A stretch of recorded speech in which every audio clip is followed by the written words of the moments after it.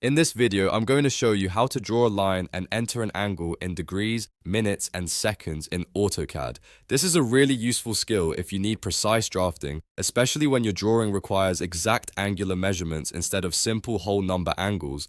By the end of this tutorial, you'll know how to set up the correct angle units and draw a line using the exact degrees, minutes, and seconds format.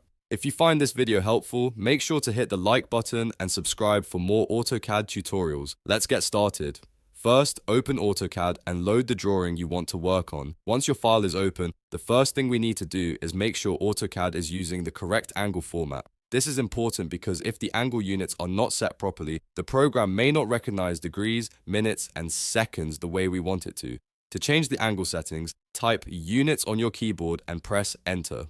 This opens the drawing unit settings window. In this window, look for the angle type option. By default, it may be set to decimal degrees, but we want to change it to degrees, minutes, seconds. Select that option so AutoCAD can accept angles in the exact format needed for precise drafting. Once you've selected degrees, minutes, seconds, click OK to confirm the change. Now AutoCAD is ready for accurate angular input in that format. Next, we're going to draw the line. Type line and press enter.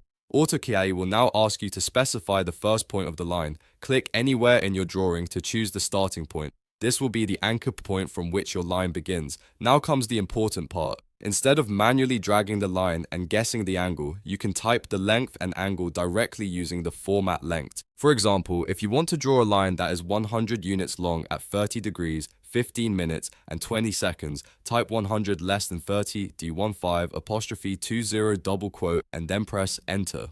AutoCAD will immediately draw the line at the exact angle and length you entered. This is one of the fastest and most accurate ways to create precise geometry in AutoCAD, especially when working with technical drawings, architectural plans, or mechanical layouts. Let's break that input down a little more so it's easy to remember. The number before the angle symbol is the line length. The angle comes after the less than sign. In the angle portion, D stands for degrees, the apostrophe symbol stands for minutes, and the quotation mark stands for seconds. So if you ever need to enter another precise line, just remember that pattern. Length, less than sign, then the angle in degrees, minutes, and seconds. If you're working on a drawing that requires multiple lines at specific angles, you can repeat the same method over and over. Just keep using line, pick your starting point, and then enter the exact measurement in the correct format. This saves time and helps avoid mistakes that can happen when trying to draw manually. A good tip is to double check your angle type before entering values. If you accidentally leave the units in a different format,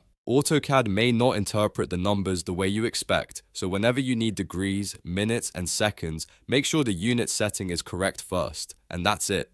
You now know how to draw a line in AutoCAD using degrees, minutes, and seconds with precision.